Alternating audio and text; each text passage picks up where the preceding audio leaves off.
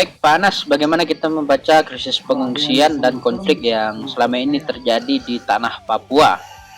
Dalam situasi konflik memang senjata, bukan hanya senjata yang menjadi alat yang merubah pola pikir masyarakat, misalkan yang membuat masyarakat takut, tetapi bahasa juga bisa membuat pola pemikiran masyarakat menjadi takut, gelisah.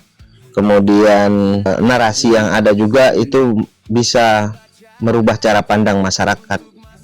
Dalam situasi konflik memang ini rentan terjadi kekerasan verbal, kekerasan verbal. Bagaimana stigma itu dibangun, narasi itu dibangun, dan adanya stigma-stigma seperti separatis, simpatisan, kemudian ada intelijen misalkan.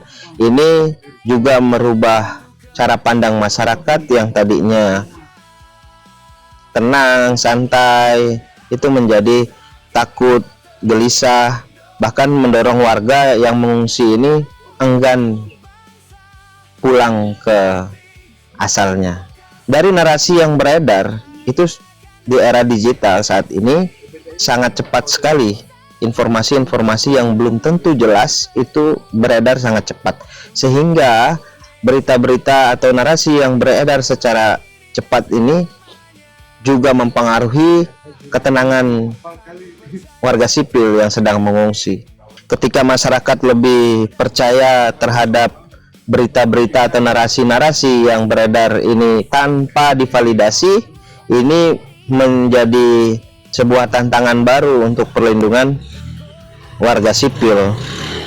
Oleh karena itu, MPSI hadir merekomendasikan bagaimana komunikasi yang tepat, informasi tentang kondisi keamanan dan layanan dasar harus memang disampaikan secara transparan, konsisten, dan berbasis fakta. Penyampaian juga perlu dilibatkan tokoh adat, tokoh agama, pemuda menjadi aktor dalam menyampaikan informasi-informasi yang valid gitu.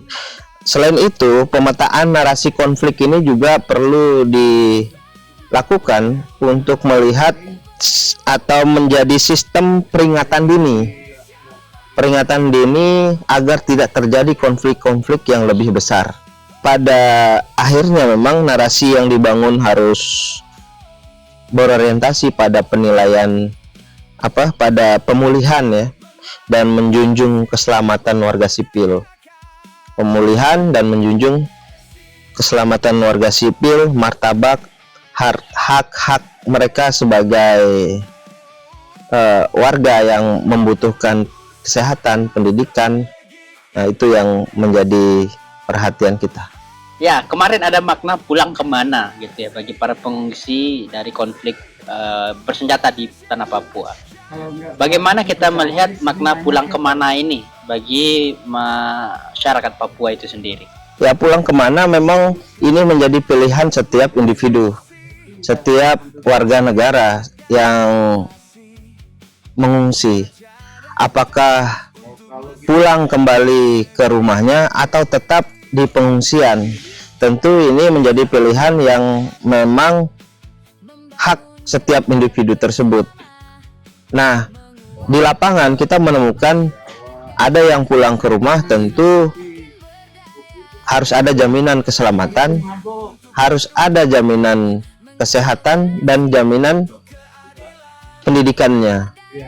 Ya, sedangkan warga yang memutuskan untuk tetap di area pengungsian atau lahan pengungsian itu harus bagaimana bisa beradaptasi dengan dukungan sosialnya, dukungan ekonominya. Tentu dari sudut pandang ekonomi juga memang ada perubahan aktivitas ekonomi yang tadinya misalkan ada yang kerjaannya di kebun, di kebun atau mendulang, harus berubah menjadi petani misalkan, atau harus berubah menjadi buruh. Nah, ini tantangan yang ditemukan selama penelitian, karena kita mau pulang kemana juga memang harus memperhatikan beberapa hal dasar tadi, yaitu ada kesehatannya, bagaimana ke depan dukungan kesehatannya, yang kedua adalah pendidikannya, dan sosial ekonominya. Nah, itu harus dipikirkan sebagai perlindungan warga sipil tersebut. Nah, dalam hal ini memang pendidikan menjadi perhatian saya pribadi untuk bagaimana warga sipil ini terlindungi untuk memperoleh pendidikan yang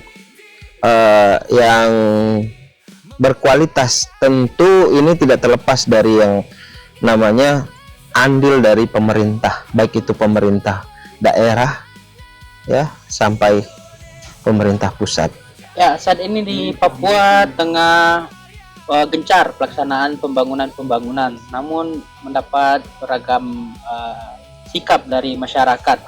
Nah, bagaimana pembangunan di Papua ini bisa selaras dengan tetap terjaganya budaya di Papua itu sendiri? Apalagi budaya di Papua ini sangat kental dengan alamnya. Bagaimana dari pandangan Pak Anas? Ya, pembangunan di Papua memang kebijakan strategis atau kebijakan nasional yang di lain sisi ada pro dan kontra. Dari sudut pandang linguistik, komunikasi yang salah itu mampu menimbulkan permasalahan-permasalahan baru. Perlunya komunikasi yang tepat, kemudian menghargai budaya-budaya lokal, nilai-nilai gotong royong, nilai-nilai adat lokal itu harus menjadi fondasi dalam setiap kegiatan dari komunikasinya sampai implementasi program-program tersebut. Nah, menurut saya memang ini menjadi tantangan yang cukup komprehensif ya, cukup multidisiplin, karena di Papua itu ada di hampir seluruh pulau Papua itu ada 250 bahasa dan budaya, dan ada juga data yang menyebutkan sampai 350 bahasa dan budaya. Keragaman budaya ini memang menjadi tantangan untuk berkomunikasi, bagaimana mensosialisasikannya, bagaimana memberikan pemahaman, kemudian pendidikan tentang pembangunan tersebut, sehingga pembangunan manusianya melalui pendidikan itu sangat penting untuk menyiapkan sumber daya manusia yang akan diserap oleh daerah-daerah yang sedang dibangun oleh pemerintah. Tentu harus diperhatikan juga nilai-nilai kebudayaan lokal di Papua harus menjadi fondasi dalam membangun warga di Papua. Tadi disampaikan ada rencana dorongan untuk pembangunan pendidikan seperti apa yang layak dan cocok di tanah Papua? Ya, dari observasi dan penelitian yang kami lakukan dari MPSI, kami melihat tantangan yang besar itu jarak dan akses transportasi yang cukup sulit. Yang kedua, kemudian fasilitas pendidikan di setiap distrik atau kampung itu seperti sekolah SMA menengah atas ya, sekolah menengah atas atau SMK itu belum ada di beberapa distrik yang jauh dari kota Merauke. Nah, begitu juga di kabupaten-kabupaten lain, jarak-jaraknya yang cukup jauh ini memungkinkan akses pendidikan itu sangat sulit di Papua. Selain itu, akses internetnya juga, jika kita memberikan solusi pendidikan melalui hybrid atau melalui daring dalam jaringan, itu menemukan tantangan jaringan internet yang kurang stabil. Bahkan tidak ada internet yang bisa diakses secara mudah. Selain itu, internetnya juga ada yang daerah-daerah tertentu yang bisa diakses internet, tetapi nilai atau kos yang digunakan jauh lebih mahal dibanding internet secara umumnya. Nah, dari masalah-masalah tersebut, MPSI merekomendasikan bagaimana dan merekomendasikan dari hasil wawancara, diskusi secara focus group discussion, ya, wawancara secara mendalam, itu MPSI memberikan rekomendasi perlunya pendidikan yang berasrama, baik itu berasrama itu pendidikan informal atau formal, formal atau informal. Pendidikan yang berasrama ini untuk mempermudah dan untuk memberikan kesempatan warga Papua untuk mengakses pendidikan. Masyarakat Papua atau siswa Papua itu tidak bingung lagi bagaimana mereka harus tersedia makanannya, makan pagi, siang, sampai malam misalkan. Jadi di sekolah tersebut banyak aktivitas-aktivitas produktif yang menghasilkan hal-hal yang positif. Begitu kira-kira dalam sudut pandang pendidikan yang memang perlu diperhatikan di sana, karena memang jaraknya dan akses secara digitalnya sangat sulit. Nah, ini yang menjadi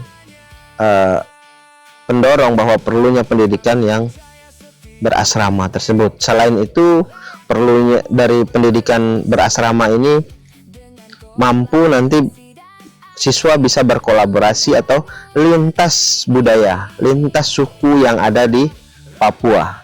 Nah, ini menjadi sebuah, secara tidak langsung ada pembelajaran cross culture understanding. Jadi bagaimana mereka saling belajar tentang budaya-budaya antar suku di Papua. Untuk perubahan.